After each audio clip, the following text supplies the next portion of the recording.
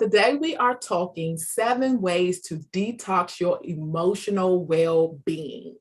Now, I always like a good detox. It always resets you. So I'm looking forward to this conversation. But before we dive in, welcome to the bandwidth. I'm Rosie, your video coach. And this is such a great time to learn so much about going live. I'm also a course creator of I'm Doing This, I'm Going Live, and the real secrets to gaining confidence and going live. I help women over 40 gain confidence and conquer their fear of video. So this is a three-way conversation. I would definitely be engaging with the guests, but we want you to ask us questions. So if you have any questions as we go along with the show, please feel free to ask them. And if you find value in this video, give it a thumbs up. Check out our other videos, subscribe to this channel, and hit the notification bell. So let's do this. Again, the title of this show is 7 Ways to Detox Your Emotional Well-Being. And we have Sherrell as our guest. She is a social worker. So let's welcome Sherrell to the bandwidth. Welcome. Hello. I'm so excited. So happy to have you here. So I gave a brief introduction. So can you tell us a little bit more about yourself and your background? Yes. So I am a licensed social worker, therapist, and a life coach. I help people pretty much get their self-health in order, self-confidence, self-discipline, all the things of self, really in terms of mental and emotional fitness, to really live your best life. In my 9-to-5, I work with women who are pregnant and parenting, just trying to navigate that role into motherhood without losing themselves. In my personal life, I'm a volleyball coach, working with my athletes, not only in the sport of volleyball, but again, not losing themselves in their role as an athlete. And then as a life coach, working with people in terms of self-love and self-care, into implementing that into their daily lives. Yeah. And every fourth Thursday, we dedicate the bandwidth to self-care because it's so important. And I always say you cannot be your best self in your business if you don't take care of yourself. So this is so important to have this conversation. And I'm so happy that you're here. So let's dive in. What is emotional purge? It's really like a maintenance. It's getting rid of the emotions that no longer serve you, getting rid of the emotions that hinder you instead of help you, getting rid of the emotions that you operate in terms of survival mode, and shifting into the emotions that help you to thrive. Okay. And how do one do that? Well, really through like a detoxing. So you really want to understand kind of what your pretty much baseline is, right? We can't address any of our emotions if we're not aware of them. So you need to know what your regular, I guess, or normal state of being is. What is your normal routine? What is your normal emotional balance? Are you usually happy when you go outside and look at a sunset? Or are you usually optimizing your time when you have your calendar organized? So you need to know what your regular routine and your regular emotions are before you can recognize when something's wrong. So knowing that baseline, then you can address what's happening when you're not scheduling things as you normally do, or when you're not as happy when you do the things that you normally like to do. Yeah, that actually is hard. I know before the pandemic, you're always on the go. It's so hard to like sit there and collect your emotions because if you still have a 9-to-5 and still trying to do a side hustle, you have kids, you have a husband, you have all these things, family. When do you have time to sit and notice that? Do you find that more people are able to get in tune with their emotional side because of the pandemic and they have slowed down? Do you notice a difference?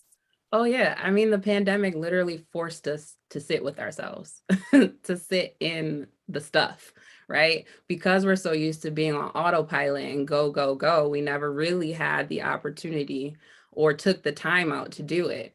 COVID shut everything down, so you had nothing but time. And so that was an opportunity to say, hey, let me actually check in with how things are going. And it doesn't necessarily need to be a daunting experience when we're talking about checking in with ourselves, or wellness checks is what I call them. It doesn't need to be this like intense 1 hour session where I have to have notes and really dive deep. Like it's literally 2 seconds while you're parking your car on your way to work. Like, I'm feeling a little anxious about going into work today because I have this meeting, but I know I'll be fine. It's literally 3 seconds. And then you can dive deeper when you do have more time to put it in. But a lot of the times, the biggest myth that the clients that I work with has to face is that they don't have time to do it. We have plenty of time. There's 24 hours in a day. We have plenty of time. It's just dedicating the time to say, hey, this is important. I need to do this, and then actually doing it. Yeah. And I'm so glad you said that, because honestly, I was thinking I need to have some time, like maybe do that in the morning and should check in maybe in the afternoon and at night, but literally giving you your example, we can do that. You know what I'm saying? You literally can say that. And it's like a note section in your phone. You can just put, I was anxious, like you said, because I'm going to this meeting, or I feel sad because they didn't have the shoes in there. I don't know, whatever it could be. When they don't have But yeah, I'm glad that you said that it's just that simple. And then when you have time to, dive in deeper and kind of like look at that situation, you have the opportunity to do that. So once you do take that quick note and then you dive in later, is that like a journaling exercise? So definitely, I'm a huge fan of journaling. Sometimes that works for people, sometimes it doesn't. It's really the whole process of emotional detoxing is trial and error. And maybe the things that work for you right now won't work for you in future seasons, but it's all about being open and willing to do different things. So it starts with that awareness, okay? So that wellness check of saying, okay, how am I feeling? What's going on? Why am I feeling this way? Is this something that I want to continue feeling, or is this something that I need to change? And yes, that could be a journal question, or something that you write down. I'm a huge fan of writing things down because there's something that the mind does when you're writing things down and thinking it through. So journaling that out, acknowledging the situation, acknowledging what's going on. So you're being aware of whatever your emotion is that you're feeling, and then acknowledging the situations that's pertaining to that feeling. And then you want to address the symptom and the situation. So the feeling that you're having and the situation. What can you do to be less anxious about this meeting? Well, you can't cancel a meeting because it's important. But you can start to think positively about what can come from this meeting. What is the point of it? What are the outcomes? What are you looking for? What are you hoping for? So that can kind of shift your anxiety into a different feeling. So you're making that adjustment in the process. Yeah, which is good, because I know I still have a 9 to 5. And so they're saying that, we have to return to work, which I just think is just so crazy. And I've had anxiety with the whole, when it started, I had never had chest pains and, feeling anxious all the time about, all the deaths and different things like that. And was I going to die? It was just crazy. And I didn't journal about it. I just, kind of like went through it, and someone had to tell me to stop watching the news because it was just making it even worse. So in these days coming, when they're saying you have to go back to work, it's coming back, and I'm just, working through that. But like you said, I think I need to take time to write it down, figure out, a strategy, and move forward. So I just wanted to personalize that because I am feeling anxious and have anxiety. Definitely. And you made a good point in terms of your anxiety, how you're feeling, you're having it in your chest. And so while the emotion is anxious, the emotion may be irritability, the emotion may be stress and overwhelm. That's not the only way you're going to feel it. Usually when we're having issues with our health, people only think in terms of that specific realm. So we're talking about emotional health, but there are other areas of health and wellness that are affected when one is being attacked, if you will. So yes, you're having those emotional symptoms, you're having those physical symptoms. Physically, you may be feeling fatigue, you may break out. I break out when I'm stressed. You may have digestive issues. You may have headaches. A lot of people deal with headaches when they're feeling stressed, and body aches. Mentally, you can't focus on anything. You have lack of motivation. There's indecisiveness there. Behaviorally, you might lash out at people because you're feeling irritable. So the smallest thing can irritate you, and then boom, you're off. Or you may isolate and withdraw from people. So you don't want to be around people. Or you may have sleep problems. So you may have insomnia, staying up all night, or just sleeping all the time. So the emotional issues are really just kind of like a warning sign to say like, hey, other things are going on. And once they start piling up, that's your body telling you like, hey, we have to check in. We have to do this maintenance check.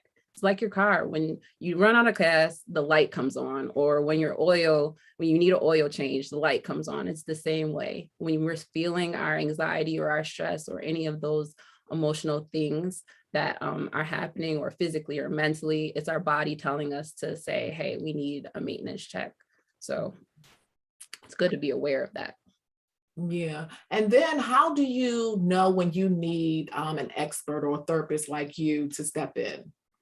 I think when you start to notice those symptoms happening over a period of time, after like 2 weeks, it's kind of like, oh, I still haven't snapped out of it. Maybe the things that I'm doing isn't enough. And there's really I don't want to give a time period because there is no real minimum, right? Like it's when you feel like you can't handle it. Sometimes that's day one for people, and automatically they're like, oh, I definitely need to reach out for help. Sometimes it takes people a lot longer. The thing is, the sooner the better, because the longer you wait, the more symptoms you're going to experience, the more areas of health and wellness that's going to be affected. And there's going to be some areas that, you don't want to ever get to a point where you can't come back from. So the sooner that you reach out for help, the better the transition will be, if that makes sense. No, it definitely does. And how does changing your environment help? It's huge. Sometimes it's hard, right? Like we can't change physically some things that we're going through, but really decluttering is one of the things I suggest most to my clients, and not just decluttering your physical space, but decluttering mentally and emotionally, your heart and your mind. So physically, sometimes when you have a lot going on, you have decisions that haven't been made, you can't think clearly. If you look around your room, maybe there's a pile of clothes laying on the desk, or if you're at work, there's files that you never got to, so it just keeps piling up. Being able to declutter and organize those things helps you to be able to think more clearly, and it lets you feel a little bit less stress. So being able to clean and organize helps. I'm a huge fan of aromatherapy. I have it right now. My candle's lit. And so I use stress relief scents. So like eucalyptus or things of that nature to kind of help soothe my mood. Things like being away from people that attract negative energy. That's part of changing your environment. Yes, it's a person, but being able to recognize the people that aren't serving you in the time or capacity that you need them to, and the people that you are. So finding your tribe, and it's okay to lose people out of your tribe also. All of those things kind of help with that emotional detox. And you want people to support you in that. You want people to recognize and say, hey, you don't seem like yourself. Are you okay? Or, hey, is there anything that you need? I noticed that you have a pile on your desk. Is there anything that I can do for you? Being able to have that kind of support system in your environment helps as well. Yeah. Before I circle back to something you said, I just want to pause to say that this is a three-way conversation. Even though we are talking, if you have any questions, feel free to put them in the comments and we will get to them.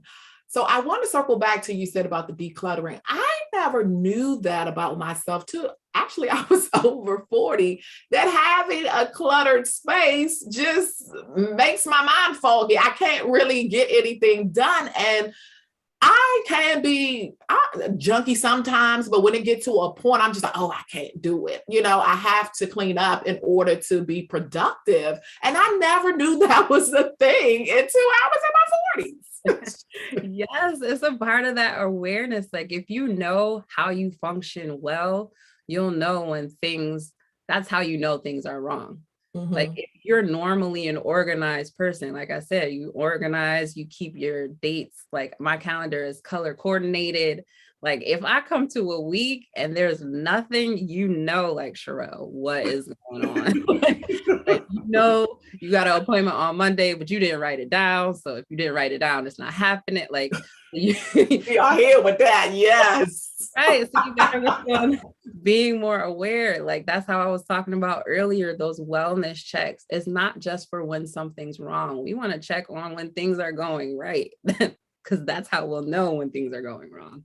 Yeah, that is so true. And I'm with you on the calendar too. If I don't write it down, or sometimes you forget and you're like, I know I'm supposed to be doing something. I know I'm supposed to be doing something like right now. And then sometimes it come to you and sometimes it don't. So yes, I so agree. I have to write everything down. Me too. Yeah. So as far as forgiveness, why is that essential for your well-being? Forgiveness is so important, and it's a tough topic for some people. Forgiveness is really like a two-way thing. A lot of times when we're talking about forgiveness, people are looking for that from other people. But in all actuality, it's really about more so yourself, right? Like I was listening to some pastor in a sermon, and he was talking about how holding on to bitterness and anger and grudges through unforgiveness is like drinking poison and expecting the other person to die. Yeah. And even hearing that is just like, oh, He okay. has a point. Right. Like, what does that do to you? Nothing. Yeah. But really, it's like you're holding on to something and allowing somebody control over your life, allowing them to live in your head rent free, trapping you in this constant state of like anger and distress. And obviously, that's not good for your well being. You can't operate from that place at an optimal level. There's no way that you're going to have successful business if you're holding on to unforgiveness. There's no way you're going to operate well in relationships if you're holding on to unforgiveness. And so we have to be able to not only forgive other people, but forgive ourselves for making the decisions that we've made, good or bad. Like we've made them. We can't change the past. So forgiveness is a very important part of acceptance. And acceptance is a very important part in terms of our success and moving forward in the future. So we have to forgive ourselves for the decisions that we make. We have to forgive ourselves from having these negative feelings of guilt and shame. Like we're human. Everything is not going to be rainbows and butterflies and happiness. It's going to hurt. It's going to be disappointing. It's going to be sad. It's going to be stressful. It's going to be ugly. So we have to embrace all of those sides of life and really forgive ourselves for feeling like we shouldn't feel the way that we do. Yeah. And that is easier said than done for me for the forgiveness part. I'm hard on myself. And it just depends on what that person did to me. Now, I will eventually get to the acceptance and moving forward, but I was stewing that for a while. That's why I said this is something that I definitely, you're coming down my street right now. And so it's just, it may not be, it's not right away for me. It's just, I have to go through my own process, however long that takes. Like I said, for myself and forgiving myself for something in business, if, someone do you dirty or anything, it's just not a snap of my finger and I can transform it and be, okay, I forgive you. Nah.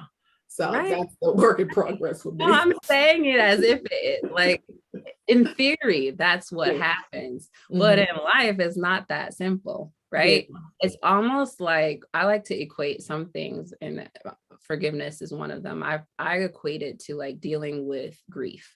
Like you're dealing with grief, honestly. Think about like a relationship that you've had or a friendship. Friendships is a good example. In terms of grief, right? Like you have to go through all of the stages. There's denial, there's bargaining, there's processing through it. Acceptance is last. You got to go through all of these other steps to get to that point. And that's what I'm saying in terms of like feeling all of the feels, feeling the guilt and shame, feeling anger. You can feel disappointment and hurt. You got to feel all of that to get to the point where you're just like, okay, now I can move forward. But you got to process through it. A lot of the times we don't process things, and that's where that unforgiveness and bitterness lies. It's from unprocessed emotion. When we process it, it's easier for us to forgive it. But if we're holding on to like, well, she said this and he did that and da da da da da, like well, of course, we're never going to get to acceptance because you're still focused on what happened. It already happened. Like, we can't stay there. There's no way you're going to be able to move forth into your success, into your blessings, holding on to things that have already happened, came and went, and that person not even thinking about you. I know. I say it nonchalantly, but it's definitely a process. Yeah. No. And I didn't take it like you meant. I was just giving you my personal example. I know, it's a process. I'm glad you revisited, but I wasn't saying like it's a snap of the finger, but yeah. I'm just saying that for me, that's something that me too. Me too. I'm not even gonna lie. I definitely do it too. It takes a while for me to be like, okay, I'm not mad at you. Yes, that's why I said a work in progress. So what's next for you? What's next? So much. I think that I'm definitely working on my branding in terms of being more visible on social media. So I'm just working on posting consistently. I'm actually working on some exciting products for people. I don't want to give too much information, but you have to like stay tuned to be in it. I'm really promoting this whole self-care and self-love movement. I think a lot of things can be not necessarily fixed, but help you move through your mental and emotional well-being through self-love and self-care. So a lot of the work that I do is really promoting that, promoting health and wellness in terms of reaching out for support. I'm trying to like destigmatize and normalize conversations around mental health. Like, it doesn't have to be this taboo subject. And I'm glad that we're moving in that direction. Really, the pandemic forced us to have the conversation. And so I'm really excited to be a part of that movement.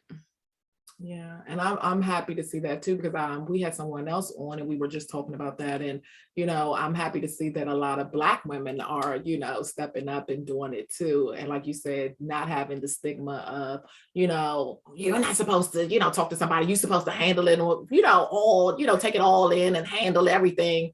So I'm glad that, we are moving forward and we are seeking the help that we definitely need, because we do take on a lot. So that's why I'm just like, self-care, like you said, self-love is needed. So I'm just so happy that you are doing this work, because it's so needed. And so many times, we don't take the time to take care of ourselves. So right, we gotta make the time to take care of ourselves. I mean, you can't pour from an empty cup. I know it's so cliche, but it's so real. Like, we literally cannot, you can't give nothing. Nothing from nothing is nothing.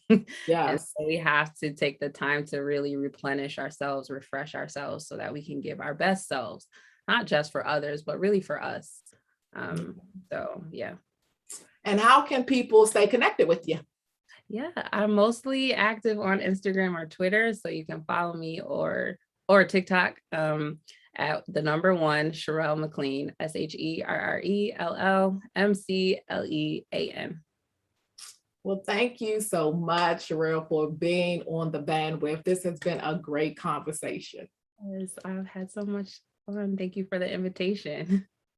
Not a problem. So what are you going to implement, or what are you going to take away from this episode? Definitely tell me in the comments, and whatever it is, make sure that you take action on it today. Some additional ways that I can help your Go Live journey. Please join our email community. You will get a weekly video from me that motivates your Go Live journey. We have fun in the email community. We have giveaways. We spotlight community members, and we have exclusive offers. So definitely sign up on my website, rosiefaulkner.com. The first pop-up on my homepage, just enter in your information and you will be in the community. Next is, are you watching Shooting the Shits with Rosie on Tuesday at 7:30? If not, that's another way that can strengthen your Go Live journey. So make sure that you watch that every Tuesday at 7:30. My program, I'm going live. We're doing this again October the 11th. This is a 6-week online program that will help you overcome mindset challenges, get you comfortable with the tools needed to go live. You'll learn how to navigate the various platforms. And most importantly, you will have the courage to hit that go live button. So again, the wait list is up, but we will be starting that on October the 11th. So make sure that you sign up. My course, The Real Secret to Gaining Confidence and Going Live, is something that I created for women like you, for you to show up confidently on camera. You'll walk away being content, camera, and tech confident. And that is everything you need to build your brand and conquer video. So again, sign up. We will launch that in November. The link will be down in the description box. And as I always end, the world is waiting for you to do what only you can. Your voice needs to be heard because it matters to someone. So let's turn on the camera, turn up the confidence, and tell your story. If you find this video helpful, definitely give it a thumbs up, subscribe to the channel, hit the notification bell, and check out my other videos. If you know of one person that could benefit from this episode, share the link with them. And if you're not following me on Facebook, Rosie Faulkner, or IG, Faulkner_Rosie, make sure you follow. And if I can assist you in any way, please DM me and let me know how I can personally support you. Until next week, bye-bye.